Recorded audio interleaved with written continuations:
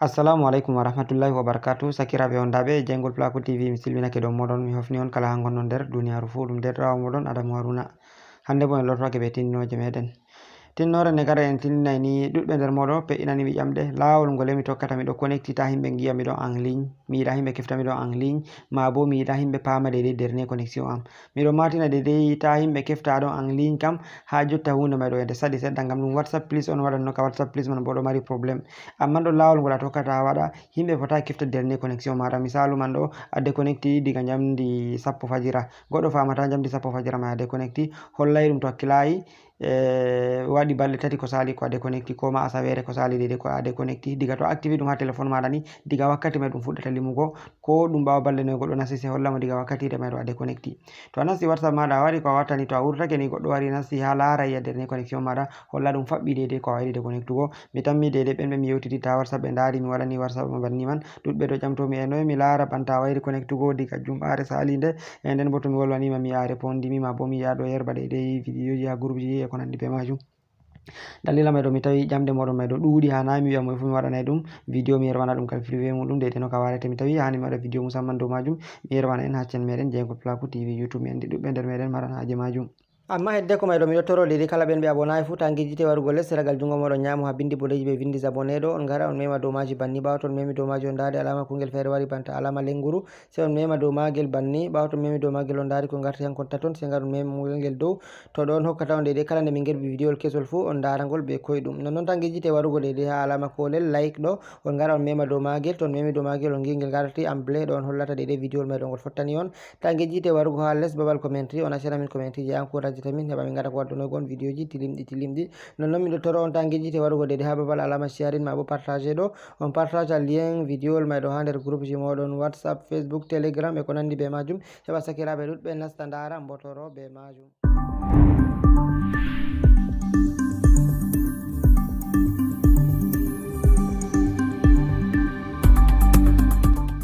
Arande man ni to a wari a nasta nder WhatsApp mara banni hedde a waɗa ɗum nda WhatsApp man banni bawa mi nasti nder WhatsApp amma hedde ko mi tinna tinnore mai ɗo miɗo matina on WhatsApp Messenger be WhatsApp WhatsApp Messenger be WhatsApp business watta ɗum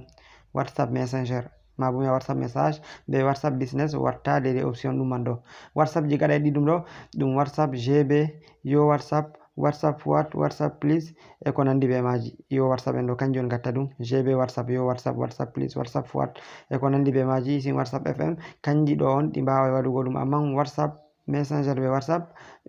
WhatsApp business ɗo ɗum watta ɗum ngam ɗuɗɓe nder moɗon to mi waɗi yake feere mi yiɗi on pama to miɗo tindina to mi matini WhatsApp kaza waɗo waɗa ɗum WhatsApp kaza watta ɗum sai a larto a yi'a an ɗum WhatsApp ngaywa naftirta mi tammi on pamaniyam sakiraɓe bon min je mi tindinirta on jotta ɗo ɗum WhatsApp GB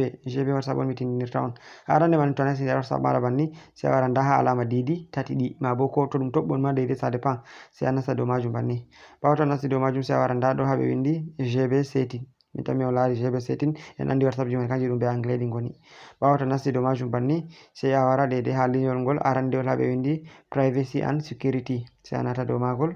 banni ɓawo to a nati dow magol maɓɓitanake ma banni sai a wara nda ɗo ha ɓe windi alama contact mi tammi a lari ha ɓe windi contact sai a nata dow majum ɓawo to a nati dow majum sai a wara kungel ɗo mi tammi a lari nda gello ɗo ɓe windi hide blatic dedei ko larani ɗo isin to goɗɗo yerɓanoyima message ɗo nayi to a heɗitake ɗum ɗo to a nasti nder WhatsApp mai ɗo ɗum hollay alama kuje blé ɗo banta a nasti a lari message mai ɗo amma to a activi kungel ɗo ko yerɓanima message to a nasti dow majum tan to fototir banta ɗum vocal a heɗitaki ɗum ni o famata a nasti dow majum man to ɗum bindi bo o tammata ko ma a nasti dow dedei nder numéro mako mai ɗo to kungel ngel hangel tan a warata activa kungel ɗo mi tammi on ndari jotta mi wawan désactiva ngel banni mi tammi on ndari ngel désactivi sai a wara activa ngel kungel ɗo mai banni tan to activi ngel banni ɗo ni a wari ɗo a waɗi ok misalu banni to hala timmi ɗo ko goɗɗo diga wakkati mai ɗum fuɗɗata limugo ko ɗum ɓawa balɗe noy goɗɗo connecti hollay ɗum diga wakkati ko activi kungel ɗo mai ɗo diga wakkati mai ɗo a waɗi déconnectugo ɗum waɗai ko hollugo on banni ɗo on lawol koygol ngol a tokkata a waɗa ɗum jotta to en loroto no nasten dow ɗo man banni nda ɗo bo ɗum dedei ko larani hala deuxiéme yel mai ɗo isin to a heɗitake vocal na ɗum hollay deuxiéme kuje ɗo blé mai ɗo a heɗitake vocal man ɗo to amma ngel to a wi'a active an ɗum isin to a heɗitake vocal ɗo fu ta o fama a heɗitake vocal mai ɗo to mi waɗanno mi activa ngel banni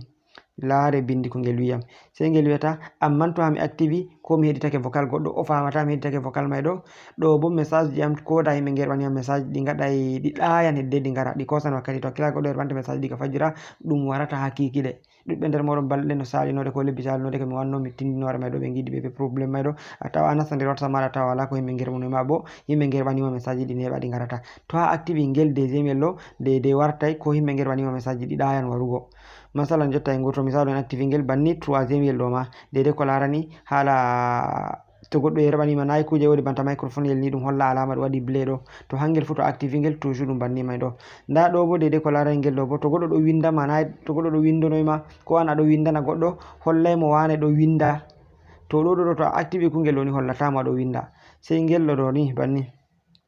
ngel ɗo bo to aɗo waɗana goɗɗo recording to aɗo tefi to aɗo waɗana goɗɗo vocal nayi hollanmo wane ɗo waɗanma vocal to fu to a yiɗa goɗɗo fama aɗo wanna ɗum vocal to a activi kon banni ni warta ko aɗo wanna goɗɗo vocal o famata aɗo wanna mo vocal e ko nandi be majum to ɗon lawol koyngol tokkata ngara gaɗa ɗum amma ngel ɗo tan hani activa ngel arandel tan hani activa to a yiɗa ɓe giya dernier connexion maɗa mi tammi on pami sakiraɓe hangel tan a warata activa to a activi ngel a timmini sai a wara mema dow alama ok ɗo to a memi dow alama ok banni ɗo ni hala timmi to ɗon lawol koyngol ngol tokkoton gaɗon ɗum mi tammi on pamani sakiraɓe ngam mayɗo on jarama ɗum derɗirawo moɗon Adama Haruna sey to en potti ha video tammingol warugo yeeso. Assalamu alaikum.